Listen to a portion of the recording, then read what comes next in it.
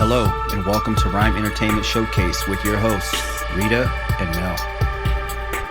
Hi everyone, and welcome to another amazing episode of RIME Entertainment Showcase. So today we have HookDiggy, who is a hip hop artist and just a majorly inspirational person, just like we have every single show. So welcome to the show, HookDiggy. Welcome. Hey, thank you for having me. I appreciate being here. Welcome. My new friends, Rita and Mel. Perfect. Exactly. So tell us, where did your love of hip hop music start? Yeah, it's funny because I'm come from a musical family, so I always like, jazz, R&B, even rock references and stuff like that. And I was a big Tribe Called Quest, Fresh Prince fan. And when I fell in love with hip hop, it was actually at my birthday party. I was having a birthday party, and I can't remember what year it was or what age I was turning, but I was young, I was a kid, and there was about, I don't know, 13 people at this birthday party in the basement at my mom's house. And it was so funny because these were friends from school, so they'd come together and we'll talk a little bit, and then after the small talk, it's just like, I don't know what happened, like all the boys went to one side, all the girls went to one side, and it was just real awkward because it was like there was no plan. It was just like kids all together. And so then a friend of mine, he went over to the stereo and he put in this CD. And the next thing you heard, I don't know if you guys are familiar with Tribe Called Quest, is Bonita Applebaum. But when that came on, when that beat dropped, it was the first time I heard the song, and it was the dopest thing I ever heard. And it was so sweet to watch, like everybody in the room just kind of like start dancing to the groove. And then like we all kind of came together and started talking and just hanging. And it was the first time I realized that music brings people together. And it was like clear that my homie was not leaving with that CD because I had to have it. And I listened to that CD over and over and over and over and over again. And I was, oh my God, I love this sound. And so that's when I kind of fell in love with hip hop. Yeah, amazing. Yeah, and I think you're absolutely right there. Music definitely brings people together. There's nothing more amazing than when you're just I think it's in the beat, it's in the melody, and it just makes everyone calm down and chill and just enjoy it. Or it could kind of amp you up, but at least it's still there, brings it. Amazing. So of course, like you're a music artist and you make music that that it helps people feel good, and it's got a lot of positive vibes to it. What would you say was your kind of inspiration behind that? Was it like the hip hop beats like you said, or was there more to it? Yeah, it kind of grew over time. When I first started rapping, I got inspired by a group from my hometown of Flint, Michigan, called the Dayton Family. And before I started rapping, I just used to like hip hop. I used to love hip hop music. I was just a big music head, and they had released an independent EP in the city. And I remember getting a call at home, and with a buddy of mine, well, I think it was my cousin. My cousin was like, "Hey, it's something going on up at this club called Mr. Lucky's." He was like, "Everybody in the city is up there." And it was just like, what in the world is going on? And so I had my stepdad drop me off, and the parking lot was packed. Nobody was in the club. We were all out in the parking lot. But this group, the Dayton Family, they had this Variachrome caravan they used to drive around the city and promote them and everything. But they had the caravan in the parking lot, and they had the back open, and they were playing this music, that you had never heard before, but it was dope. But we're all in the parking lot, and it's like, what is going on? But they're giving out, cassettes of their album, and like, hey, this is us, listen to it, enjoy it, spread the word. It was unreal. I'd never seen anything like that. Plus the music was good, and the vibe and the community of just them being able to give away their talent. It was just like, oh my goodness. And I went home and I listened to this, and I was like, hey, these are guys that are in my same city. They grow up, they're down the street from me. They're a representation of who I am and where I can come from. And so I was like, I want to rap.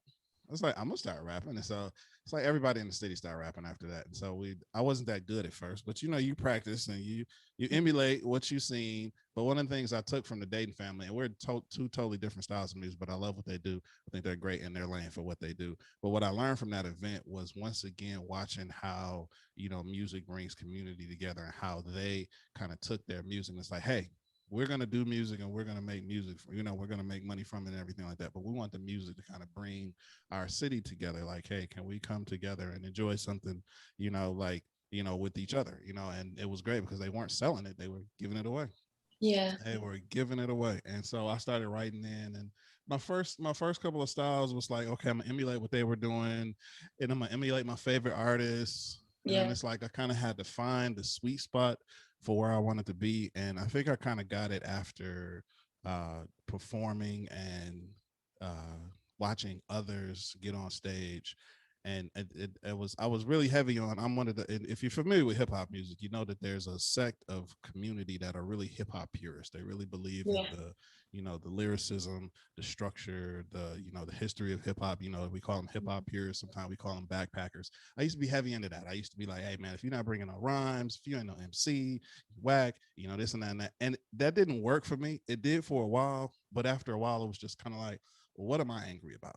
Why am I mad that somebody else isn't, doing something? And so it would kind of, I was watching how we would get off stage and we would talk, oh, you're a whack MC if you don't do this, blah, blah, blah, blah. And then you would see this other group get up there and they would just do something just fun. And Yeah. then it was just like, well, think about how the hip hop music that I like. You like it because it's fun. You like it because it's engaging. You like it because it makes people smile. And so I started to transition to like, okay, what happens if you make the kind of music that inspired you and that you love to do anyway? And so then it was just kind of like, you know what? I can stay true to the history of hip hop, the culture of hip hop. I can also make good music, and you kind of blend both worlds together. It doesn't mean I have to be, derogatory or, profane, and it doesn't mean that I also have to be super lyrical all the time. But it's kind of Yeah. like, does the music make people feel good, and does it make them have a good? And I was like, great, there's my lane. That is what I'm doing, and that's where I'm staying. So I know that was a little roundabout answer to get to where I am now, but I wanted you to have some history. Yeah. So Yeah. Yeah. That's when I great. talk to other artists, I'll be like, I know what that's like. I've been there. I know what that is. I didn't just wake up one day and say, hey, I'm just gonna make some good fun music. It was a Yeah. process. Yeah, yeah. Yeah. No, that's great. I mean, when you write your lyrics, what is it based on real life and like things you've personally gone through, or is it just like observations or what you want to actually bring to the world, or is it a blend of all of that? Yeah. For me, mostly it's a blend of all of that. I try to make inspirational music. So if you're constantly living your life in a state of growth, it's good to talk about what the next step is, even though you may not know what it is, because you're inspiring somebody that's, on the step behind you. And so by the time I talk about the step that I'm on right now, by the time you hear it, I may be on the next step. And so for me, it's just kind of like, okay, what inspires me to be a better person, to be a better artist, to live a better life? And I'm like, you know what? Sometimes I talk it, talk as is, or I'll talk from an experience kind of standpoint. Hey, let me share this experience with you that I've had and what I learned from it and what you can learn from it. So, it's kind of like a little bit of both. It's a little bit of both. As long as people feel good after they hear the music, that's what's important to me. Exactly. Yeah, Yeah, absolutely love that. And yeah, we're all about growth. And yeah, it's all about trying to get people to feel inspired and to kind of think, and again, it's the good stuff as well. So I guess like even if you were to put stuff about, past or experiences, but where you were at to where you can go. So I think Yes. that's amazing. Yes. So Yes. let's go into a little bit behind HookDiggy. So where did the name HookDiggy come from? Yeah. So the HookDiggy is what do I say? It came together. So I didn't start with the name HookDiggy, but I always started with the name Hook. So my cousin, when we were younger, we used to back in Flint, where I'm from, you see the Flint hat. We used to have this thing we call stanging on each other, which is basically just putting each other down jokingly, telling jokes on each other. That's what yeah. we used to do in the high school. And so we were joking with each other one day. I was calling him fat. He was calling me skinny. Whatever it was, jokes. And out of nowhere, he just called me Hook Hogan. And it Love was it. a play on Hulk Hogan. And he Yeah, called me yeah. Hook Hogan. And, people used to say, and I still do, they say that I have a hook shaped head. And so that was the joke back in school. They be like, you got that hook Right. shaped head. And so my cousin called me Hook Hogan. And, the whole, class started cracking up. I was like, oh, that was a good one. That was a good one. That was a good one.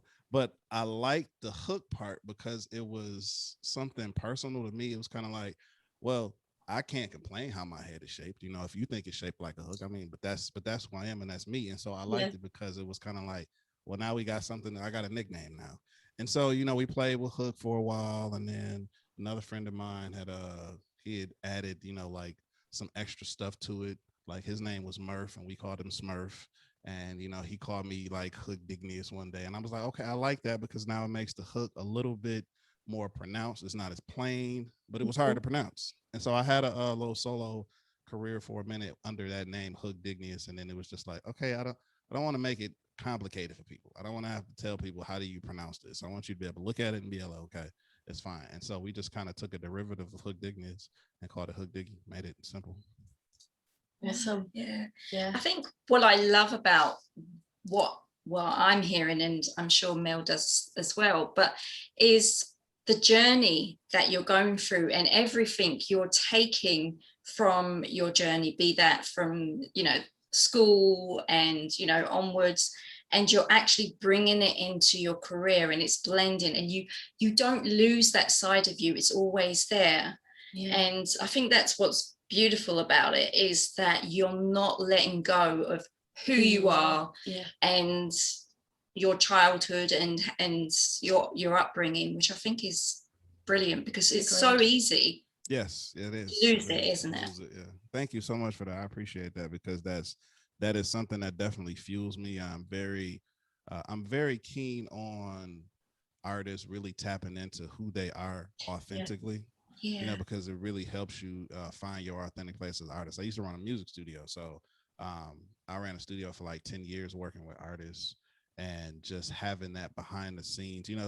One of the most vulnerable people you can work with is a music artist, because they're bringing you this concept, this song, this idea, and they don't know if the world is going to like it. Sometimes they don't know if they're going to like it. Sometimes they're unsure of their talent, and my job in the studio a lot of times be like, hey, I understand exactly how you feel. So let's get this song right. What do we need to do to really get down deep and get that feel? Hey, you know what? That's not you. Do this. Put more of yourself into there. Open up some more. And so the more artists as we tap into that and not try to be ashamed of it, not have shame and or guilt around who we are. Hey man, rock with it to the world. Love yourself, be yourself. Use past pain and put it into current hits.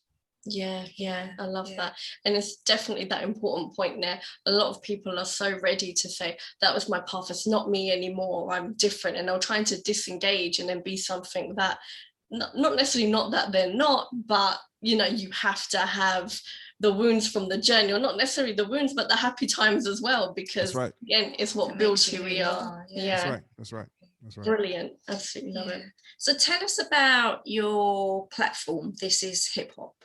Yeah, so I came up with a concept of This Is Hip Hop years ago, probably like 2013. I did a concert at the Beverly Center in Los Angeles during Grammy Week, and we wanted to come up with something, hip hoppy but kind of trendy, and so we called it This Is Hip Hop. And I used to do a little hashtag anytime I did something or posted something that I considered was, hip hop culture. I would always hashtag it This Is Hip Hop. So we called that show then the This Is Hip Hop Tour. And then I went on to do like a bi-monthly live show that we called This Is Hip Hop Thursdays. We were like, okay, what flows on what day? This Is Hip Hop Wednesdays didn't work, so we did Thursdays, So we did This Is Hip Hop Thursdays, and it's all about, good vibes, good energy, people coming together to give good performances. And so during the pandemic, we couldn't do live shows anymore.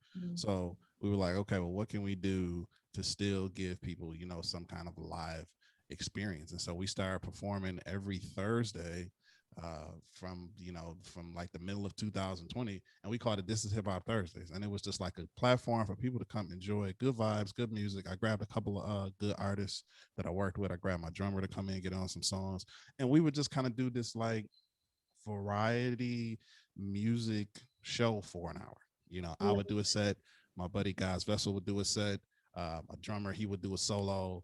We will bring in, my other homie Amber Hassan, who might do some poetry. She might give you a little bit of we call it we had a segment called Healing with Hip Hop. So she may tell you about some herbs or something you can use to make yourself better, and then go into a song. So it was just like a nice little vibe that we did for people to have some kind of live entertainment during the pandemic. Sounds great. Amazing. So is that still running now? When is it like, people like from all over the world able to head over to the platform? Now we have several episodes on YouTube, but at the beginning of the year, we were trying to decide how we were going to switch over to live. But with everything happening now with this Delta variant, we might be back to the virtual thing. Yeah. You know. Yeah. Amazing. That's great. But yeah, if people want to check out those episodes, you can go to thisishiphopthursdays.com, and then they're all on YouTube, and you can check them out.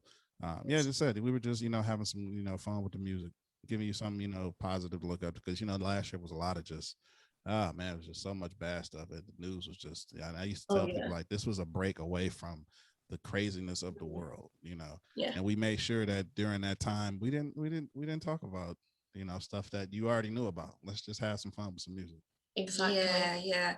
And I think also the fact that you still kept the music alive even during that time, because a lot of people, it's so easy just to switch off and be like, Right. not entertained. I'm not going to do anything. I'm just going to listen to what we're told to do, and my career, I'm just going to put it on hold. But no, you've kept the people entertained, and I think it helped musicians to also think outside the box as well, and to realize how can we still get our music out there, which this platform has done. So that's right. Yeah, the world became a lot smaller, last year, as artists started to figure out, okay, well, I'm not doing live concerts, I'm not doing appearances, I'm not doing club appearances and things like that. I need to still be able to connect with my fans. Yeah. Brilliant. Right. So currently you've got a new EP that you're working on. Yes. You go into a little bit more about that? Yeah, so the new EP is called Mic Check Music, and it actually culminated while we were doing This Is Hip Hop Thursday. So I don't know if you guys knew this or planned that question just perfectly, but it birthed out of This Is Hip Hop Thursday. Because what happened was I was basically doing live versions of all of my music. And during that time, and it was just like, well, what happens if people want that live sound without necessarily having to be live? And it was like, let's take some of these songs that we've been performing and recording and give people something they can listen to give them that connection through music, to give them that live feeling through music. And it's a 5-song EP called Mic Check Music that we're hoping to come out August 13th, but I'm doing a release party for it on August 12th, and it's going to be virtually over Zoom, so you can watch it all over the world. And you can get a ticket for it. We're giving out free tickets for it at tickets.hookdiggy.com, and I'm going to perform all of the songs. I'm going to connect with the people. I'm going to give some stuff away. All of my performances are always engaging, enlightening and interactive. Sounds great. Amazing. Yeah, so we'll definitely put that on. Definitely promote that. So that would be absolutely amazing. And yeah, very, very cool indeed. Okay, so let's move on to a little bit more juicy stuff with you collaborating with the drummer Jay Spence. Yeah. So yeah, tell us a bit more about this collaboration and this craft that you're kind of moving into here. Yeah, so I have always been because I'm a musician by nature, like I know studio musicians, but I played in marching band, I played in jazz band, I played clarinet, piano, soprano, saxophone. I was a musician before I was an artist, and so I'm big on music and production, and so it's hard when you're a hip hop artist. We're used to the turntables, beat machines, stuff like that. Move the crowd, DJ, all that kind of stuff. That's great. I love that. I love that about the hip hop culture. That's hip hop all day. But when I put my musical element in it, I love having live instruments on stage. I like performing with, live instrumentation and a DJ and a drum machine. We can blend all of the sounds together, but as a collective, let's create music together. Yeah. And so when I met Jay Spence, we were just, I think we were just sitting talking one day, like, hey, I was on a job site, and he happened to be over there by his car, and we were just having conversation, just talking about, hey, who are you? And nice to meet you, whatever. And he's like, yeah, I can't wait till I move into my new house so I can set up my drum set. And it was like, oh, you do music? You play drums? And he was like, man, I've been wanting to play, but I don't have anybody to play with. And it was just like, are you serious right now? I was like, I've been looking to put together a live band for my shows. And he was like, well, come over, man, you got to come over. And I think I came over that next day, and I brought a whole bunch of instrumentals, and we just played all night, man. We just played all night, and we just got into grooves and vibes. And I was like, I cannot do another show without you, bro. Like, this is like, me and you got to be able to put this together. And so I've been collaborating with Jay Spence ever since. And it's been about maybe 5 years now. We've been collaborating and working together. He's a great drummer. I love working with him. He's all about good music as well. He's trained, jazz, gospel, rock, hip hop. He can play it all. So shout out to Jay Spence. Amazing. Yeah, Absolutely love that. I mean, just having like a simple conversation, it could be just like a daily, everyday sort of conversation, or you just met that person. But look how much has evolved That's right. since there. just And by like, that one conversation. yeah, and viewers like listening in, you know, it's all about connecting with people, and you never know when you get to know someone what doors it can open up. So I'm hoping you're getting some real good tips and advice here from Yeah. HookDiggy, because it Don't be really afraid to does work. smile and talk to people. Yeah, exactly. Love it. So what keeps you motivated and inspired in your career? You know, I say the fans, man. You know, and I don't even call my fans my fans. I call them my, you know, people have a fan base. I have a fam base because I call my fans my fam. So I have a fan base, and so, man, listening to them saying things, you know, like my music inspires them. It helps get them through the day. They're looking forward to new music. You know, hey, Hook, you doing okay? Just checking out. You know, the relationship. I tell artists time, you know, you're not really selling music.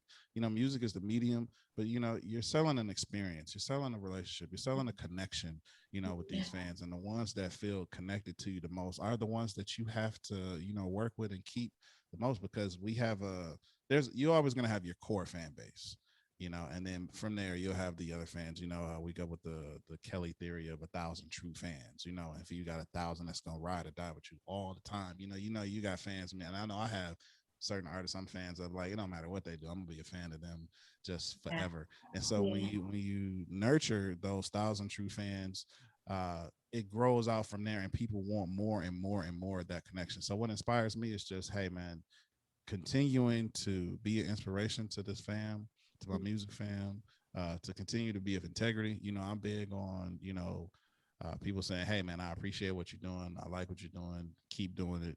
And it's like, hey, I will, you know, I appreciate it, you know. And you know, as artists we have to appreciate ourselves too, because I know some artists that they're looking for the fanfare first. You know, they want the million views, they want the 1,000 hits, you know, they want all of that, all of that, all of that. And and you can see it, you know, now I would obviously not mention the names, but you can see it. Those that didn't have any substance, when they get all of that, it's too much pressure and it crumbles down. And then all of a sudden you hear all of these bad stories about these artists. It's like, you didn't have any foundation. Put that love in yourself first. Love what you do first. Love wanting to give it to somebody else first. Okay, great. Now let's talk about numbers. Let's talk about how we can increase the numbers and everything like that, so you can understand what those numbers mean. You know, with more numbers comes more of yourself you have to give. Are you ready to do that? You know, and walking that line, instead of just saying, oh well, I just want to be the most famous person, the most richest person in the world. Like, why? You know, that's why. So, yeah, because at the end of the day, you are your music, aren't you? that's right. Yeah, that is exactly right. I love it. So good. Absolutely brilliant. So, I mean, kind of, and you know, this is actually a perfect opportunity to bring this this part into it. What do you think, other than what you've mentioned here about loving yourself and loving what you do, what do you think also holds a lot of aspiring hip hop artists or any artists back from doing what they're doing, or just kind of getting more towards that success, whatever that success means to you? I would say choosing the right surroundings. It took me a while to figure out that, you know, you are the product of the, you know, the top 5 people you're around. You know, so if your surroundings aren't in a good space, it's going to hinder you. You know, somebody's going to be holding you down. There's going to be some energy in the space that's going to be, you know, there just to keep you back enough, you know. And so I hate to tell artists this, because, you know, I've had to experience and I know what it's like, but sometimes you do need to change your circle. You know, sometimes the closest people to you are the ones that, you know, want to see you fail, and you'll be trying and you're trying and you wonder why you're not getting anywhere.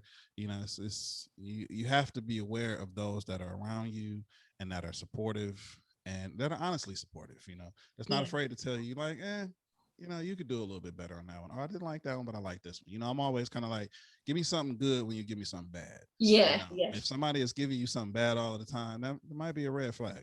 You know, and so we have and especially in the hip hop community, you know, I grew up, you know, you have your boys, you be loyal, you know, your hood, your crew, you know, this is who I'm with, you know, and you know, sometimes people in that crew aren't meant for you at the next stage of your journey. And so you have to think about that, because your idea is that, oh, I'm bringing the whole crew, I want to bring everybody with me. Sometimes it's not. It's to get into your brilliance, you have to change your circle sometime. You know, I say a lot of times, you're the smartest one in your circle, it's time for a new circle. As artists, we have to always be thinking of what is the next step, for us. And people can still be cool. You can call and check on them, whenever, but they may not have to be there at every meeting. They may not have to be there at every step. They may not have to be there at every single thing you do. Learn how to maneuver yourself first, and then you'll figure out, like, okay, well, this, what, these are my people over here. This is a good thing over. I'm gonna go over here. Nope, this is not for me. That doesn't feel right. Be in tune with that. And the quicker you can get in tune with that, the more you'll realize, okay, what circles you need to be moving in and who you need to be associating with. Because a lot of times you'll be like, well, it doesn't feel right. You have to trust your gut, but you'll be like, it doesn't feel right, but they have this or they have that. And so I want to be connected to that because I'm not sure of myself. So I'm going to be connected to somebody else's thing. Like, I tell people, don't help fulfill somebody else's dream. Be clear what yours is so you can get your dream taken care of. Yeah. Because then you're always growing as well. That's right. Just listening to you, HookDiggy, I think you've got a book in you that you need to get out. Yeah, we're going to add to some of your projects here. Write a book. Maybe I will. That sounds like a good idea, man. I'm starting to get to the space where I love sharing anything that can help the next person. Because when I was coming up, I didn't have the guide that says, oh, well, Hook, you should do this or follow this. We were just kind of making it up as we were going along. But to have somebody that can really pour into and can give me, the way or what not to do. Hey, if I could save somebody else time, be like, don't do that, do it this way, or do what's going to be best for you. And it just saves them 2 or 3 years of their life that you're not getting back. I'm like, hey, then maybe this is what I was supposed to be here for, to do it, to pave the way for somebody and then give back. And now we can just keep passing that information and keep passing it on to the next generation. Yeah. Because I think what it is also is that you've seen, like, over the generations, you've seen the changes, you've gone through the experience of being the fan and being the person who, like, listened to all the different hip hop artists out there to actually being a hip hop artist and having fans of your own. So I just think it would be nice for, a hip hop artist to come out with a book and be like, you know what? Read this. This is going to help you in your journey. Of course, we're not pushing you to do it. It's entirely up to you. Well, when I write the book, can I have you guys write the foreword? How about that? Can I reach out to you? Oh, absolutely. Yeah, there we go. All right. This is collaboration here happening on RIME Entertainment Showcase. Yes, that's right. Absolutely love it. But and I think also, moving on from this, there's a lot there, especially what you've mentioned here about having the right people around you. And like you said, it might be just at this point, this is an amazing crowd that you've got around you or group of friends, but you need to choose wisely because, it's about, if there is a negative that comes across, then it's like, okay, well, give me some positives. And I think just like the way you said it was absolutely on point. And a lot of us miss that because we tend to hoard, like we hoard things, we hoard people. That's right. And yes, we do. It's important to know what is healthy for you and what isn't. And it's not necessarily saying you're going to be horrible to that person, but it's just like, okay, I know when I need to move on and when I need to, That's right. And it's no love lost. Like I say, you can call and check on them, but you don't have to be with them every day. Exactly. You can, you're just kicking and hang. But Perfect. Yeah. So apart from the book, what other projects are you going to be working on? So I'm besides the EP, we're trying to decide what new singles we're going to be dropping the later half of the year. We haven't decided whether or not, me and my DP haven't decided whether we're going to do, because it's a 5-song EP, we haven't decided whether we're going to do a music video for each EP, because I also run a film production company, which my studio that I was running where I had the artists coming in, it turned into a film production company. And so I'm always doing video work and behind the camera and doing all kind of stuff too. So a couple of years ago, we produced a short film and it got a whole bunch of awards, and I've produced some other independent films. And so we're kind of stepping into, okay, what other kind of content do we want to create? I'm working a little bit on a music docuseries to really get into, what it's like to be an artist. And so, I kind of want to be juggling this world of music and television if we can do it right. So content creation, always giving people, something to inspire them to, think about and just entertain. Amazing. Absolutely love it. HookDiggy, you are absolutely rocking it at the moment. So you just man. keep going for it, keep doing it. Thank you. Thank you so much. I appreciate it. Amazing. So, I mean, you've mentioned a few, obviously, websites, in terms of finding This Is Hip Hop Thursday. I mean, where else can our viewers go to find out more about you?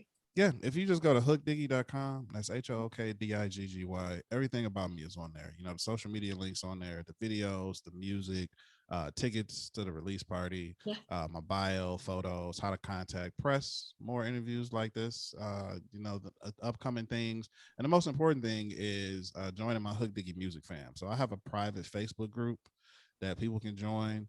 And in there, I do monthly live streams where every month I'll give them a concert and we'll do songs and I'll interact with them and we'll give away free stuff.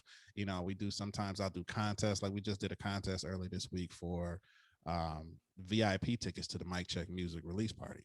And so it was just simple. I was like, just give your name, tell me what you would like to see me do at the Mic Check Music release party.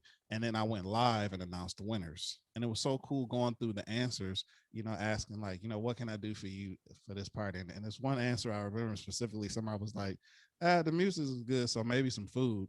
And I was like, well, I got to think about, I got to think about how I could give everybody food. I don't know if I get it delivered all at the same time, That's so a we lot can to all do. eat.